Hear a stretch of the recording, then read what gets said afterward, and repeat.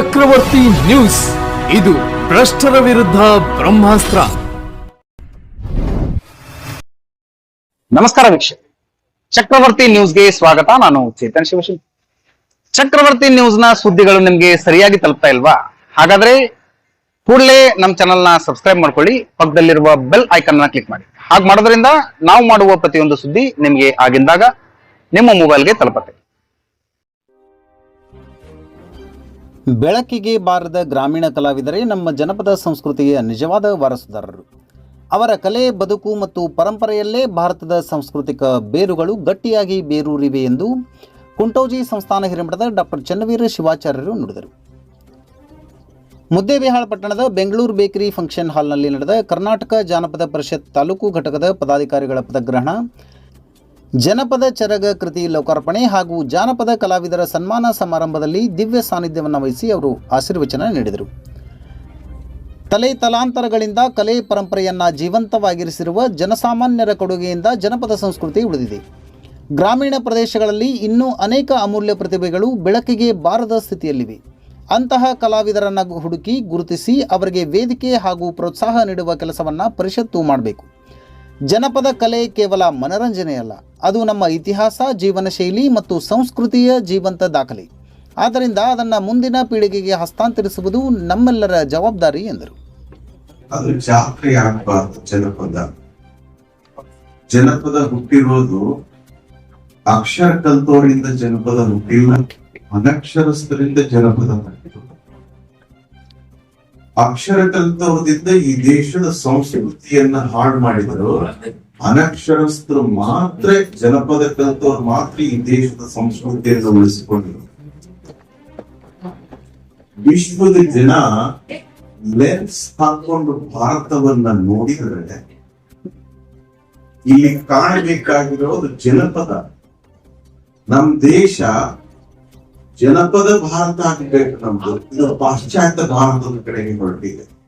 ಈ ದೇಶದಲ್ಲಿ ಹಿರಿಯರು ಸಮಾಜ ಆಳ್ಬೇಕು, ಜಂಜಿಗಳಿಂದ ಸಮಾಜ ಆಳಿಲ್ವಾ? ಈ ಹಿರಿಯರು ಇದ್ರೆ ಅದು ಜನಪದ ಸಂಸ್ಕೃತಿ. ಹಿರಿಯರಲ್ಲಿ ತಾಳ್ಮೆ, ತ್ಯಾಗ, ಮನಸ್ಸು, ಆಮೇಲೆ ಸಂಸ್ಕಾರ, ಸಂಸ್ಕೃತಿ, ಅದು ಎಲ್ಲಿಯ ಮೂಲ ಬೇರು ಅಂದ್ರೆ ಅದು ಜನಪದ ಸಾಹಿತ್ಯದ ಮೂಲ ಬೇರು. ಅಂತ ಜನಪದ ಸಾಹಿತ್ಯದ ಮೂಲ ಬೇರು ಎಲ್ಲೆಡಿಯದಪ್ಪ ಅಂದ್ರೆ ಹಳ್ಳಿಗಳಲ್ಲಿ. ಪವರು ಮಹಾನಗರಗಳಲ್ಲಿಯೇ ಇರಲಿ, ಆದ್ರೆ ಅದರ ರಿಮೋಟ್ ಮಾತ್ರ ಹಳ್ಳಿಯಿಂದನೇ ಬರಬೇಕು. ಅದು ಸಂಸ್ಕೃತಿ ಉಳ್ಕೊಳ್ಳಿಕ್ ಸಾಧ್ಯ. ಈ ಪವರ್ ಬರಬೇಕು, ಈ ಸಂಸ್ಕೃತಿ, ಈ ಸಂಸ್ಕಾರ ಬರಬೇಕು ಅಂದ್ರೆ ಹಳ್ಳಿಗಳದು ಮೂಲ. ಆ ಮೂಲ ಶಿಲೆಯಿಂದಲೇ ಮಾತ್ರ ಈ ಸಂಸ್ಕೃತಿ ಉಳ್ಕೊಳ್ಳಿಕ್ ಸಾಧ್ಯತೆ ಆಗ್ತದೆ. ವಿಶ್ವದ ಎಷ್ಟೋ ದೇಶಗಳಲ್ಲಿ ಸಂಸ್ಕೃತಿ ನಾಶ ಆಗೋಯ್ತು, ಪರಂಪರೆ ನಾಶ ಆಗೋಯ್ತು. ಅಲ್ಲಿದ್ದ ಗುರುಗಳನ್ನು ಎಲ್ಲಿ ಬೇಕಾದ್ರೆ ಹತ್ಯೆ ಮಾಡಿದ್ರು, ಅಲ್ಲಿರೋದ ಸಂಸ್ಕೃತಿ ಸಂಸ್ಕಾರವನ್ನು ನಾಶ ಮಾಡಿದ್ರು. ಇವತ್ತು ಮೈಸೂರಿನ ದಸರಾ ಇಡೀ ದೇಶ ಮಟ್ಟಕ್ಕೆ ಬೆಳಿಬೇಕು ಅಂದ್ರೆ ಇಲ್ಲೇ ಅಂತ ಒಂದು ಸಂಸ್ಕೃತಿ ಆಚರಣೆ ಮಾಡಾಕತ್ತೀವಂದಲ್ಲೇ ವಿಶ್ವ ಲೆನ್ಸ್ ಹಾಕಿ ಮಾಡಾಕತ್ತ ನಮ್ಮ ದೇಶದೊಳಗೆ. ಮುದ್ದೇಬಿಹಾಳದಾಗ ಸಂತಲ್ಲಿ ಹೋಗೋದು, ಮಾತಾಡ್ಸೋದು, ಬನ್ನಿ ಆಚರಣೆ ಮಾಡೋದು, ಜಾತ್ರೆ ಮಾಡೋದು, ಮನೆಯಲ್ಲಿ ಮಹಾಮನೆ ಮಾಡೋದು, ಸಮಾರಂಭಗಳನ್ನು ಮಾಡುವುದು, ಜಾನಪದಿಗರಿಗೆ ಸನ್ಮಾನ ಮಾಡೋದ್ರಿಂದ ಜನಪದ ಸಂಸ್ಕೃತಿ ಜೀವ ತುಳಿತದನ್ನು ನಾವೆಂದು ಮರಿಬಾರದು. ಯಾವಾಗ ಪಾಶ್ಚಾತ್ಯ ಸಂಸ್ಕೃತಿ ಈ ದೇಶದ ಮೇಲೆ ಆಕ್ರಮಣ ಮಾಡ್ತದೋ ಈ ಜನಪದ ಸಂಸ್ಕೃತಿ ನಾಶ ಆಗ್ತದೆ. ಅದರ ಅಸ್ಮಿತೆಗಾಗಿ ನೀವೆಲ್ಲ ಹೋರಾಟ ಮಾಡ್ಬೇಕು ಅನ್ನೋದು ನನ್ನ ಆಶಯ.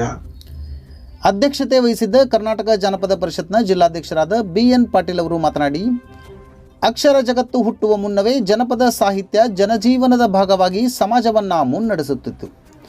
ವಾದ್ಯಗಳ ಅಬ್ಬರ, ಕೃತಕ ಅಲಂಕಾರಗಳಿಲ್ಲದೆ ಜನರ ಬದುಕಿನಿಂದ ಸಹಜವಾಗಿ ಹುಟ್ಟಿಬಂದ ಕಲೆ, ಹಾಡುಗಳೇ ನಿಜವಾದ ಮೂಲ ಜನಪದ.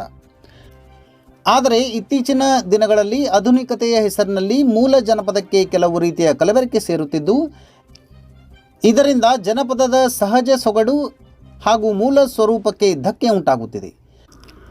ಜಾನಪದವನ್ನು ಕೇವಲ ಪ್ರದರ್ಶನದ ಕಲೆಯಾಗಿ ನೋಡುವುದಕ್ಕಿಂತ ಅದು ನಮ್ಮ ಬದುಕು, ಭಾಷೆ, ಆಚರಣೆ ಮತ್ತು ಸಂಸ್ಕೃತಿಯ ಜೀವಂತ ದಾಖಲೆ ಎಂಬ ಅರಿವು ಮೂಡಿಸುವಲ್ಲಿ ಮತ್ತು ಜಾನಪದ ಕಲೆ ಮತ್ತು ಸಂಸ್ಕೃತಿಯ ಸಂರಕ್ಷಣೆಯಲ್ಲಿ ಕರ್ನಾಟಕ ಜಾನಪದ ಪರಿಷತ್ತು ಮಹತ್ವದ ಪಾತ್ರ ವಹಿಸುತ್ತಿದೆ. ಸರ್ಕಾರದಿಂದ ಮಾನ್ಯತೆ ಪಡೆದ ಸಂಸ್ಥೆಯಾಗಿರುವ ಕರ್ನಾಟಕ ಜಾನಪದ ಪರಿಷತ್ತಿನ ಮೂಲಕ ನೀಡಲಾಗುವ ಪ್ರಶಸ್ತಿ ಪುರಸ್ಕಾರಗಳಿಗೆ ವಿಶೇಷ ಮೌಲ್ಯವಿದ್ದು ಅವು ಕಲಾವಿದರ ಪ್ರತಿಭೆಗೆ ದೊರೆಯುವ ಗೌರವದ ಸಂಕೇತವಾಗಿವೆ ಎಂದರು. ಬೇರೆ ಕನ್ನಡ ಜಾನಪದ ಪರಿಷತ್ತು ಬೇರೆ. ಕರ್ನಾಟಕ ಜಾನಪದ ಪರಿಷತ್ತು ಅಂತಂದ್ರೆ 1979 ಮಾರ್ಚ್ 21ರಂದು ಅವಾಗ ನಾಗೇಗೌಡರು ಎಚ್.ಎಲ್. ನಾಗೇಗೌಡರ ನೇತೃತ್ವದಲ್ಲಿ ಈ ಸಂಸ್ಥೆಯನ್ನ ಹುಟ್ಟಾಕಿದ್ರು. ಅವಾಗ ಕನ್ನಡ ಜಾನಪದ ಪರಿಷತ್ ಇದ್ರಾಗಿ ಬಾಲಾಜಿ ಅಂತೇಳಿ ರಾಜ್ಯಾಧ್ಯಕ್ಷರು ಇದ್ರಾಗೆ ಇದ್ರು. ಆದ್ರೆ ಕೆಲವೊಂದು ದಿವಸ ಆದ್ಮೇಲೆ ಅವ್ರಿಗೆ ಏನ್ ಭಿನ್ನಾಭಿಪ್ರಾಯ ಗೊತ್ತಿಲ್ಲ, ಅದನ್ನು ಕನ್ನಡ ಜಾನಪದ ಪರಿಷತ್ತು ಅಂತ ಹೇಳಿ ಪ್ರತ್ಯೇಕ ಮಾಡ್ಕೊಂಡು ಅವರು ತಮ್ಮ ಕೆಲಸ ತಾವು ಮಾಡ್ಕೊಂಡು ಹೊಂಟರು. ಆದ್ರೆ ಈ ಕರ್ನಾಟಕ ಜಾನಪದ ಪರಿಷತ್ತು ಸರ್ಕಾರದ ಮಾನ್ಯತೆ ಪಡೆದಂತ ಒಂದು ಸಂಸ್ಥೆ ಇದು. ಇವೇನು ಪ್ರಶಸ್ತಿ ಕೊಟ್ಟರಲ್ಲ ಇವು ಬಹಳ ಬೆಲೆ. ಅವು ಒಂದು 3 ತಗೊಳ್ಳೋದು ಅಷ್ಟೇ, ಇದು 1 ತಗೊಳ್ಳೋದು ಅಷ್ಟೇ. 3 ಪ್ರಶಸ್ತಿ ತಗೊಳ್ಳೋದು ಅಷ್ಟೇ, ಇದು 1 ತಗೊಳ್ಳೋದು ಅಷ್ಟೇ. ಯಾಕಂತಂದ್ರೆ ಸರ್ಕಾರದ ಅನುದಾನ ಈ ಕರ್ನಾಟಕ ಜಾನಪದ ಪರಿಷತ್ ಬೆಂಗಳೂರಿಗೆ ವರ್ಷ 1 ಕೋಟಿ ರೂಪಾಯಿ ಕೊಡ್ತಾರೆ. ವರ್ಷಕ್ಕೆ 1 ಕೋಟಿ ರೂಪಾಯಿ ಕೇಂದ್ರ ಕಚೇರಿ. ಹೆಂಗ್ ಕೊಡ್ತಾರಪ್ಪ ಅಂತಂದ್ರೆ ಅಲ್ಲಿ ಕೆಲಸ ಮಾಡ್ತಕ್ಕಂಥ ಸಿಬ್ಬಂದಿ ಮತ್ತು ಮೇಲಿಂದ ಮೇಲೆ ಆ ರಾಮನಗರ ಅಂತ ಹೇಳಿದ್ರೆ ಬೆಂಗಳೂರಿನಿಂದ ಮೈಸೂರು ಬರ್ತಕ್ಕಂಥ ಹೈವೇನಲ್ಲಿ ರಾಮನಗರ ಅಂತದ, ಅಲ್ಲಿ ಜನಪದ ಲೋಕ ಅಂತೇಳಿ ಸುಮಾರು 16 ಎಕರೆ ಜಾಗ, ಬಹಳ ದೊಡ್ಡ ಜಾಗ ಅದು. 16 ಎಕರೆ ಜಾಗದಲ್ಲಿ ಏನ್ ಮಾಡ್ಯಾರಪ್ಪ ಅಂತಂದ್ರೆ ಇವು ಕೆಲವೊಂದು ಹಲವಾರು ಕಾರ್ಯಕ್ರಮಗಳನ್ನ ಈ ಜನಪದ ದೊಡ್ಡ ದೊಡ್ಡ ಕಲಾವಿದರ ಮೂರ್ತಿಗಳನ್ನ ಮಾಡ್ಯಾರ, ಅಥವಾ ಜಾನಪದ ಮಹಲ್ ಅಂತೇಳಿ ಒಂದು ಕಟ್ಟಡ ಮಾಡ್ಯಾರ. ಆ ಜಾನಪದ ಮಹಲದಲ್ಲಿ ಸುಮಾರು ಒಂದು 10,000ಕ್ಕಿಂತ ಹೆಚ್ಚು ಹಿಂದೇನು ಬಳಸ್ತಿರ್ಬಲ್ಲ ಕೃಷಿಗೆ ಸಂಬಂಧಪಟ್ಟಂತ ಸಾಮಾನುಗಳನ್ನು ಅವು ಸಂಗ್ರಹ ಮಾಡ್ಯಾರ. ತಿಂಗಳಿಗೆ ಒಂದೊಂದು ಕಾರ್ಯಕ್ರಮ ನಾಗೇಗೌಡರ ಹೆಸರಿನ ಮೇಲೆ ಪ್ರತಿ ತಿಂಗಳ ಒಂದೊಂದು ಕಾರ್ಯಕ್ರಮಗಳನ್ನು ಮಾಡ್ತಾರೆ. ಫೆಬ್ರವರಿ ಮಾರ್ಚ್ ತಿಂಗಳಲ್ಲಿ ಪ್ರತಿ ವರ್ಷ ಲೋಕೋತ್ಸವ ಕಾರ್ಯಕ್ರಮಗಳನ್ನು ಮಾಡ್ತಾರೆ.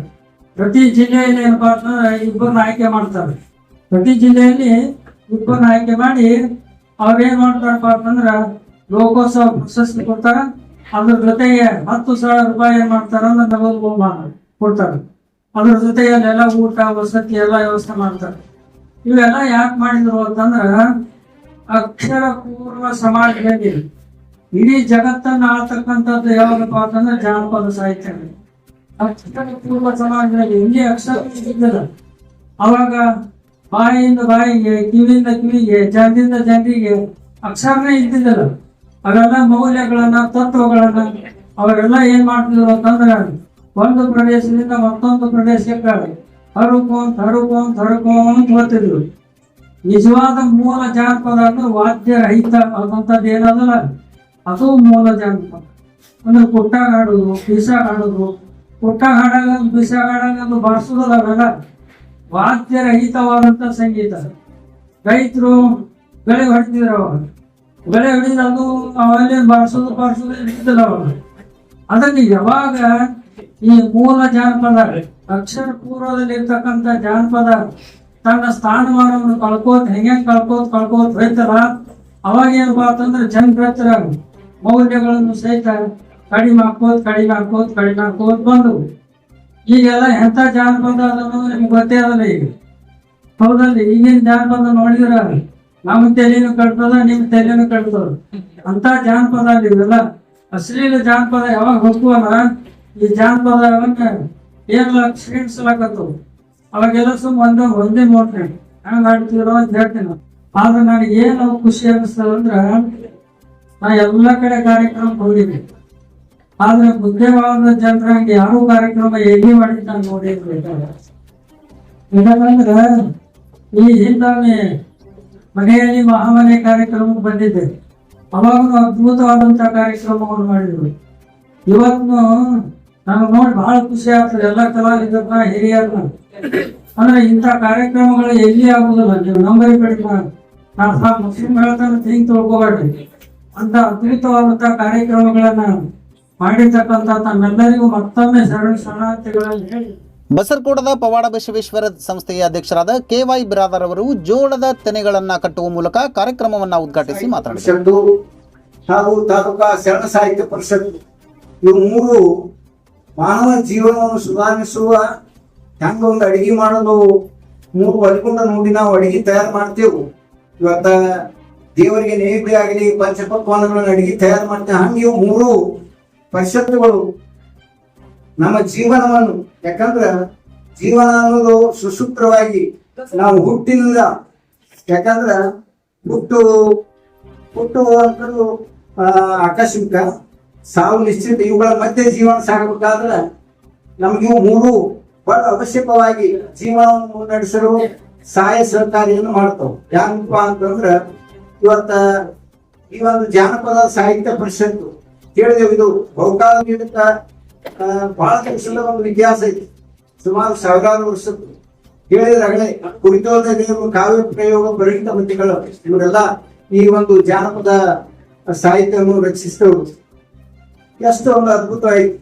ಒಬ್ರು ಒಂದು ಮಾತು ಹೇಳ್ಯಾರ, ಸಂಸಾರ ಎಂಬುವುದು ಸಾಗರದ ಒಡೆಯುವ, ಈಸಬಲ್ಲವಾಗ ಎದುಯುದ್ಧ, ಈಸಬಲ್ಲವಾಗ ಎದುಯುದ್ಧ ಗಿಣಿರಾಮ, ಓದಬಲ್ಲವಾಗ ಕೈಲಾಸ. ಇದು ಸರಳ ಒಂದು ಜಾನಪದ ಸೃಷ್ಟಿಯಾದ ಒಂದು ವಿಷಯ. ಪ್ರತಿಯೊಂದು ತೋರಿ ಇವತ್ತು ವಚನ ಐತಿ. ವಚನದೊಳಗ ಇವತ್ತು ಸಾಕಷ್ಟು ಬಸವಣ್ಣ ಅವರದಾರ, ಅಲ್ಲಂ ಪ್ರಭುದೇವರ ವಚನ, ಸಾಕಷ್ಟು ಒಂದಲ್ಲ 100 ವಚನ ಕಾಣ್ತದ. ಅವರೆಲ್ಲ ನಾವು ಅವಲೋಕಿಸಿದೇವೆ ಅಂತಂದ್ರ ನಮ್ಮ ಜೀವನದ ಮಟ್ಟ, ನಮ್ಮ ಜೀವನ ಹುಟ್ಟಿದಕ್ಕೂ ಒಂದು ಸಾರ್ಥಕ ಆಗ್ತದೆ. ಅವನ್ನೆಲ್ಲ ನಾವು ಪರಿಷತ್ತಿನ ತಾಲೂಕು ಅಧ್ಯಕ್ಷರಾದ AR ಮುಲ್ಲಾ, ಕನ್ನಡ ಸಾಹಿತ್ಯ ಪರಿಷತ್ತಿನ ತಾಲೂಕು ಅಧ್ಯಕ್ಷರಾದ ಕಾಮರಾಜ್ ಬಿರಾದರ್ ಅವರು ಮಾತನಾಡಿದರು. ಯಾರ ಜೊತೆಗೆ ಹಬ್ಬ ಮಾಡೋದಿಲ್ಲ, ಹೊಂದಿದ್ದು ಜನಪದ. ಅದಕ್ಕೆ ಇದು ಯಾವುದೋ ರಾಜಕೀಯ ಪಕ್ಷ ಅಲ್ಲ, ಯಾರ್ದೋ ಮರಿದಲ್ಲ, ಯಾರಿಂದಲೂ ನಾವು ಒಂದು ಮತ್ತೊಬ್ಬರ ಕಡೆಯಿಂದ ಯಾವುದೇ ಅವ್ರಿಗೆ ಅಂಗಿ ಹರ್ಕೊಳ್ಳೋ ಕೆಲಸ, ಮತ್ತೊಬ್ಬರು ಕಿಶ ಹೊಡಿ ಕೆಲಸ ಮಾಡಿಲ್ಲ. ಅದಕ್ಕೆ ಈಗ 10 ವರ್ಷದಿಂದ ಎಲ್ಲೊಂದು ಬೆನ್ನು ತಟ್ಕೋದಲ್ಲ. ಕಿಶ ಹೊಡೆಯವ್ರಿಗೆ ಮಾತ್ರ ಬೆನ್ನು ತಟ್ಟಬೇಡ್ರಿ ಯಾರು. ಕಿಶ ಹೊಡ್ಯಾಗ ಅನೇಕ ಸಾಹಿತ್ಯಗಳು ಉಂಟಾವ, ಅನೇಕ ಪಕ್ಷಗಳು ಉಂಟಾವ. ಎಲ್ಲ ಏನಾಗೈತಿ, ಯಾಕಂದ್ರ ಇದು ಸಮಾಜವನ್ನು ಬೆಳೆಸೋ ಕೆಲಸ.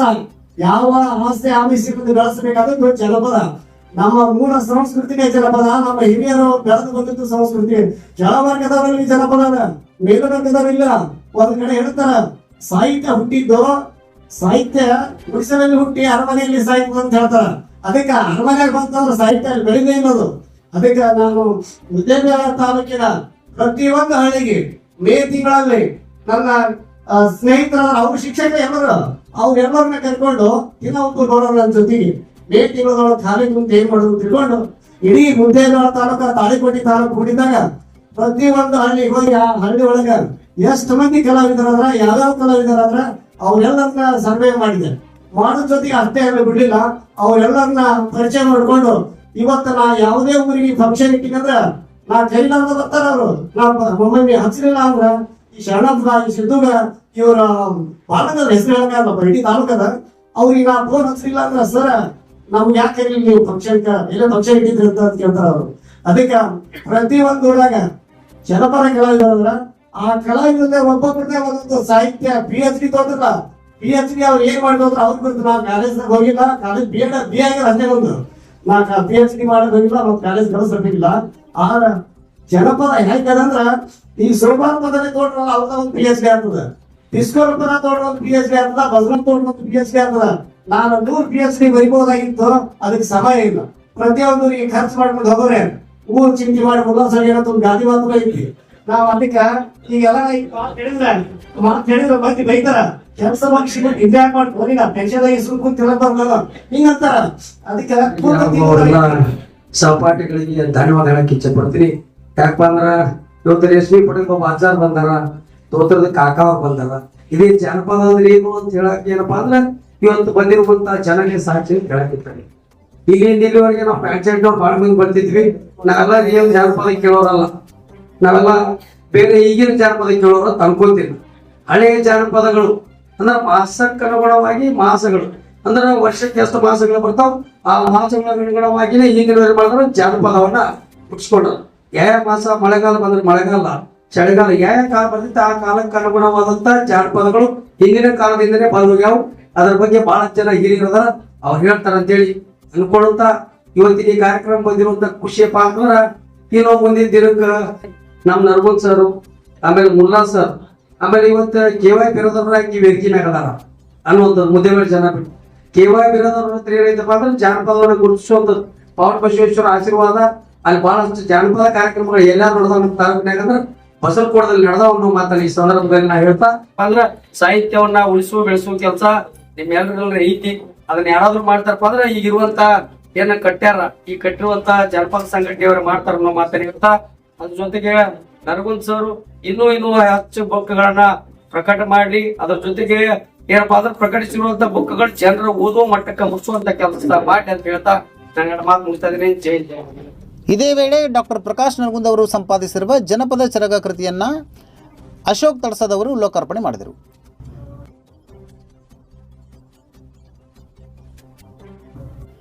ಇದೇ ವೇಳೆ ಪ್ರಜಾಪಿತ ಬ್ರಹ್ಮಕುಮಾರಿ ಈಶ್ವರೀಯ ವಿಶ್ವವಿದ್ಯಾಲಯದ ಮಹಿಳಾ ಘಟಕದ ನಶಾಮುಕ್ತ ಭಾರತ ಅಭಿಯಾನ ಹಾಗೂ ಮಿಷನ್ ಸ್ಪಂದನದಡಿ 10 ಕೋಟಿ ನಶಾಮುಕ್ತ ಪ್ರತಿಜ್ಞೆ ಸ್ವೀಕರಿಸುವ ಮಹಾ ಅಭಿಯಾನಕ್ಕೆ ಚಾಲನೆ ನೀಡಲಾಯಿತು.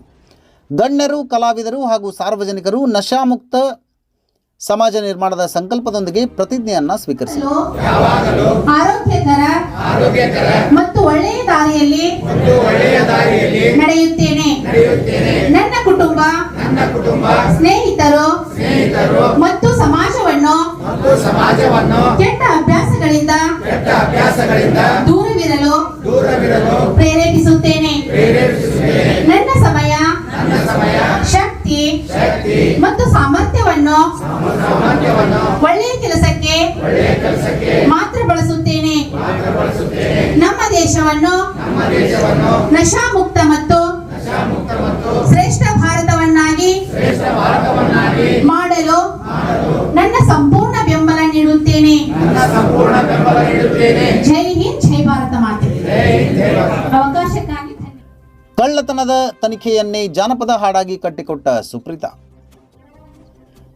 ಕಾರ್ಯಕ್ರಮದ ವಿಶೇಷ ಆಕರ್ಷಣೆಯಾಗಿದ್ದ ಗೋನಾಳ್ PN ಗ್ರಾಮದ ಜಾನಪದ ಕಲಾವಿದೆ ಕುಮಾರಿ ಸುಪ್ರೀತಾ ಗೋನಾಳ್ ಅವರು ಇತ್ತೀಚೆಗೆ ಬಸರಕೋಡ ಪ್ರವಾಡ ಬಸವೇಶ್ವರ ದೇವಸ್ಥಾನದಲ್ಲಿ ನಡೆದ ಕಳ್ಳತನ ಪ್ರಕರಣವನ್ನು ಭೇದಿಸಿ ಆರೋಪಿಗಳನ್ನು ಬಂಧಿಸಿದ ಸಂಪೂರ್ಣ ಘಟನೆಯನ್ನು ಹಾಡಿನ ಮೂಲಕ ಕಟ್ಟಿ ತನಿಖೆಯಲ್ಲಿ ಶ್ರಮಿಸಿದ IGP, SP, CPI ಹಾಗೂ PSI ಸಂಜಯ್ ತಿಪರೆಡ್ಡಿ ಅವರ ತಂಡದ ಕಾರ್ಯವನ್ನು ಜನಪದ ಶೈಲಿಯಲ್ಲಿ ಬಣ್ಣಿಸಿ ಗಮನ ಸೆಳೆದರು.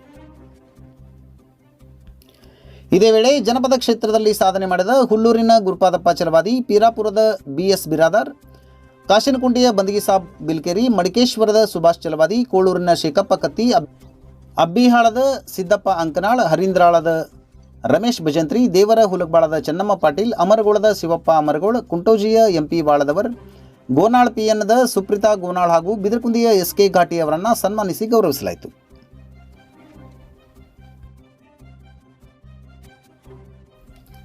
ಕನ್ನಡ ಸಾಹಿತ್ಯ ಪರಿಷತ್ನ ಮಾಜಿ ಅಧ್ಯಕ್ಷರಾದ MB ನಾವದಗಿ, ಶರಣ ಸಾಹಿತ್ಯ ಪರಿಷತ್ನ ಅಧ್ಯಕ್ಷರಾದ CG ನಾಗರಾಳ್, ಸಮಾಜ ಸೇವಕಿ ಕಾಶಿಬಾಯಿ ರಾಂಗ್ಪುರ್, SM ನೆರಬೆಂಚಿ, ಪರಿಷತ್ತಿನ ಮಹಿಳಾ ಘಟಕದ ಅಧ್ಯಕ್ಷೆ ವಿಜಯಲಕ್ಷ್ಮಿ ಹಿರೇಮಠ್, ಪದಾಧಿಕಾರಿಗಳಾದ Sanganna Kanchani, LM Chalavadi, SY Waggar, MN Magi, Saraswati Pirapur, Hussain Mulla, MV Bilebavi, Ramesh Ingalagi, Vijay Sonar, Mohammad Rafiq Davalagi, SR Patil, Narasamma Gubji, Sudharani Meti ಸೇರಿದಂತೆ 100ಕ್ಕೂ ಹೆಚ್ಚು ಕಲಾವಿದರು ಹಾಗೂ ಜಾನಪದ ಆಸಕ್ತರು ಪಾಲ್ಗೊಂಡಿದ್ದರು. ಚಂದ್ರಶೇಖರ್ ಕಲಾಲ್ ಸ್ವಾಗತಿಸಿದರು. ಡಾಕ್ಟರ್ ಪ್ರಕಾಶ್ ನರಗುಂದ್ ಅವರು ಆಶಯ ನುಡಿಗಳನ್ನು ಆಡಿದರು. SK ಘಾಟಿಯವರು ಕಾರ್ಯಕ್ರಮವನ್ನು ನಿರ್ವಹಿಸಿದರು. ಈ ಸುದ್ದಿ ನಿಮಗೆ ಇಷ್ಟ ಆಗಿದ್ದರೆ ಲೈಕ್ ಮಾಡಿ, ಶೇರ್ ಮಾಡಿ, ಸಬ್ಸ್ಕ್ರೈಬ್ ಮಾಡಲು ಮರೆಯದಿರಿ. ನಿರಂತರ ಸುದ್ದಿಗಳಿಗಾಗಿ ನೋಡ್ತಾ ಇರಿ ಚಕ್ರವರ್ತಿ ನ್ಯೂಸ್.